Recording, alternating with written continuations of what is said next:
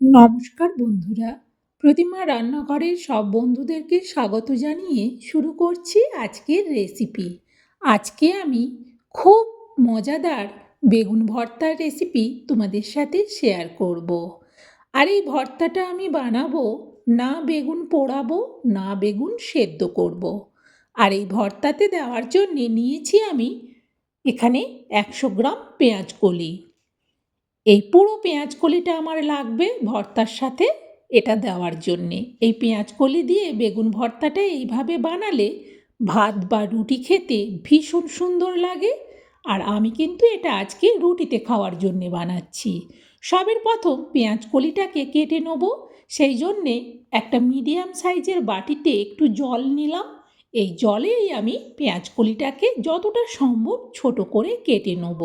আমি এই পেঁয়াজ কলিটা কাঁচি দিয়ে কাটছি, তোমরা চাইলে কিন্তু বঁটিতে বা ছুরিতেই কাটতে পারো। দেখো সব পেঁয়াজ কলিটা কেটে নিয়েছি। এইভাবে সব পেঁয়াজ কলিটা কাটা হয়ে যাবার পর পেঁয়াজ কলিটাকে সবের প্রথম ভালো করে আগে ধুয়ে নেব। চলো পেঁয়াজ কলিটা ধুয়ে নিই। দেখো পেঁয়াজ কলিটা ধুয়ে পুরো জল ঝাড়িয়ে নিয়েছি। এবার বেগুনটাকে কেটে নেব। বাইর থেকে দেখে তো মনে হচ্ছে বেগুনটা পোকা নেই, তবুও ভালো করে ভেতরটায় পোকা আছে কিনা সেটা কাটলে বোঝা যাবে। এবারে এই বেগুনটাকে আমি প্রথমে হাফ করে কেটে নেব। হাফ করে কেটে নিলাম। একটা সাইড ভালো আছে, এই দিকটায় অল্প একটু পোকার অংশ দেখা যাচ্ছে। এভাবে কাটলে বোঝা যাবে যে ভেতরে কতটা পর্যন্ত পোকা অংশটা আছে। তাই আরবারও আমি এই দিকটায় কেটে নিলাম। খুব একটা পোকা নেই, জাস্ট মনে হয় একটুখানি লেগেছে, কিন্তু বাইর থেকে বোঝাই যায়নি, কারণ পোকা থাকলে একটা ফুটো থাকে, সেরকম কোনো ফুটো ছিল না বাইরে, অথচ ভেতরে এইভাবে পোকা বাসা বেঁধেছে। যাই হোক, পোকা অংশটা বাদ দিয়ে পুরো বেগুনটা আমি কেটে নিলাম। আর এই ভর্তাটা বানানোর জন্যে বেগুনটা এইভাবে বড় বড় করে কাটলেই হবে। আর যেহেতু এখন পেঁয়াজ কলির সিজন, তাই একটু পেঁয়াজ কলি দিচ্ছি। পেঁয়াজ কলিটা আলাদা করে ধুয়ে রেখেছি আর বেগুনটাকেও বড় করে কেটে নিলাম। এবার আমি গ্যাস জেলে কড়া বসিয়ে দিয়ে কড়াতে দিয়ে দিলাম সরিষার তেল। এবার খুন্তি দিয়ে তেলটাকে কড়ার উপর পর্যন্ত চাড়িয়ে নেব। তেল আর কড়া দুটোই ভালো করে গরম হয়ে গেছে। এখন দিয়ে দিলাম পেঁয়াজ কলিগুলো। পেঁয়াজ কলির মাঝে ফাঁকা অংশটাতে মনে হয় জল ছিল, সেই জন্যে ভীষণ তেলটা ছেটালো। যাই হোক, এবার হালকা করে খুন্তি দিয়ে পেঁয়াজ কলিটাকে উল্টে পাল্টে নাড়াতে থাকবো। এখন আর ছিটাচ্ছে না, জলটা শুকিয়ে গেছে। দেখো পেঁয়াজ কলিটা ভাজা ভাজা হয়ে এসেছে। এতে আমি দিয়ে দিচ্ছি এবার এরকম মিডিয়াম সাইজের একটা টমেটো। আজকে এই বেগুন ভর্তাটা আমি রুটিতে খাওয়ার জন্যে বানাচ্ছি, সেই জন্যে একটা টমেটো দিচ্ছি।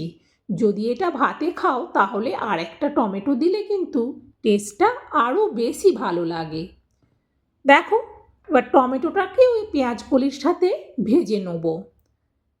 টমেটোটাকেও আমি এইখানেই উল্টে পাল্টে দিলাম। আর এইভাবে পেঁয়াজ কলিটাও ভাজা হয়ে যাবে, টমেটোটাও ভাজা হয়ে যাবে। এখন একটা পেঁয়াজ দিয়ে দিচ্ছি। এই পেঁয়াজটা যেহেতু পেঁয়াজ কলি দিচ্ছি, সেই জন্যে আমি একটা পেঁয়াজ দিলাম। আর যদি তোমরা পেঁয়াজ কলি না দাও তাহলে পেঁয়াজ আর একটা দিও, তাহলে বেশ টেস্টি হয়। মাঝখানটা একটু জায়গা করে নিলাম, দিয়ে দিচ্ছি অল্প চিলি ফ্লেক্স আর দিচ্ছি দুটো গোল কাঁচা লঙ্কা। এবারে তোমরা যদি চিলি ফ্লেক্স বাড়িতে না থাকে তাহলে একটা শুকনো লঙ্কা কেটে দিয়ে দিতে পারো। আর ঝালটা যে যেমন পছন্দ করবে কম বেশি করে তারা লঙ্কা সেইভাবে ব্যবহার করবে। দেখো বেশ ভালো করে কিন্তু সব কিছুকে ভেজে নিলাম। এখন আমি আবারও একটু জায়গা করে নিচ্ছি। এখানে দিয়ে দেবো অল্প গোটা জিরে। খুন্তি দিয়ে একটু জিরেটাকে ওইখানেই ভেজে নিলাম। তারপর সব কিছুকে একসঙ্গে মিশিয়ে আরও কিছুক্ষণ ভেজে নেব। আর গ্যাসটাকে তো এই সময় আমি একেবারে লোতে রেখেছি।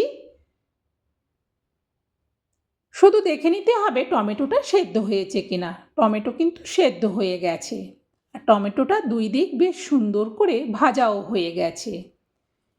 এইভাবে সব কিছুকে সুন্দর করে ভেজে নিয়ে এটাকে নাবিয়ে নিতে হবে। নাবিয়ে এবার একটা জায়গার মধ্যে রেখে দেবো, যেখানে বেগুন ভর্তাটা বানাবো সেইখানের মধ্যে এটা নাবিয়ে নিচ্ছি। নাবিয়ে নিয়েই আবারও আমি কড়াটা বসিয়ে দিলাম। কড়াতে আমি অল্প আবার তেল দিয়ে দিচ্ছি। তেলটা দেওয়ার পর খুন্তি দিয়ে ভালো করে তেলটাকে কড়ার উপর পর্যন্ত আবারও চাড়িয়ে নিলাম। আর এই তেলটাতেই কিন্তু সব বেগুনগুলো ভেজে নেব। সবে প্রথমে আমি 4 পিস বেগুন দিচ্ছি। 4 পিস বেগুন দেওয়ার পর 2 মিনিট অপেক্ষা করব বেগুনের এক সাইড হওয়ার জন্যে। তারপর আস্তে করে খুন্তি দিয়ে 4 পিস বেগুনকেই আমি উল্টে দিলাম অন্য সাইডটা হওয়ার জন্যে। আর যেহেতু অল্প তেলেই বেগুনগুলোকে ভাজবো সেই জন্যেই উল্টে দেওয়ার পর ঢেকে দিলাম। প্রায় মিনিট 3 বাদে আবারও আমি ঢাকনাটা সরাচ্ছি বেগুনের আরেক সাইডটা উল্টে দেওয়ার জন্য। এইভাবে ঢেকে ঢেকে করলে অল্প তেলেই কিন্তু বেগুনটা সুন্দরভাবে সেদ্ধ হয়ে যাবে। আবারও একটু ঢেকে দিচ্ছি। আবারও প্রায় মিনিট 3 বাদে আমি ঢাকনাটা সরাচ্ছি। বেগুনের কালার দেখে বোঝাই যাচ্ছে বেশ সুন্দরভাবে সেদ্ধ হয়ে গেছে। এবার এই বেগুনগুলো আমি নাবিয়ে নেব। বাকি যে বেগুনের টুকরোগুলো আছে সেগুলোকেও এই কড়াতেই ঠিক একই রকমভাবে ভেজে নেব। সব বেগুনগুলো ভাজার পর নাবিয়ে রেখেছি এক জায়গাতে। দিয়ে দিচ্ছি পরিমাণ মতো লবণ, আর দিচ্ছি অল্প ধনেপাতা কুচি, আর দিচ্ছি চা চামচের মাপে 1 চামচ কাঁচা সরিষার তেল। যেহেতু বেগুনগুলো এখনও বেশ গরম আছে সেই জন্যে আমি চামচ দিয়ে মেখে নিচ্ছি। বন্ধুরা, এইভাবে বেগুন ভর্তা একবার খেয়ে দেখো। এর আগে বেগুন পোড়া খেয়েছো, বেগুন সেদ্ধ করে ভর্তা খেয়েছো, বিভিন্নভাবে খেয়েছো। এইভাবে একবার বেগুন ভর্তা খেলে আগের সব স্বাদের থেকে এটা সেরা মনে হবে। আর যত রকম ভর্তা আছে সব থেকে সেরা হবে এইভাবে বেগুন ভর্তা বানালে। আর এটা দিয়ে রুটি ভাত দুটোই কিন্তু ভীষণ ভালো লাগে খেতে। বন্ধুরা, এইভাবে বেগুন ভর্তা তৈরি করাটা তোমাদের কেমন লাগলো সেটা অবশ্যই কমেন্টে জানিও। আর ভালো লাগলে লাইক দিতে ভুলো না, আর রেসিপিটা শেয়ার করে দিও যাতে এইভাবে বেগুন ভর্তা সবাই বানিয়ে খেতে পারে। আজকের মতো রেসিপি শেষ। আমার আরও রেসিপি দেখতে চাইলে আমার পাশে থেকো। দেখা হবে আবার অন্য রেসিপিতে।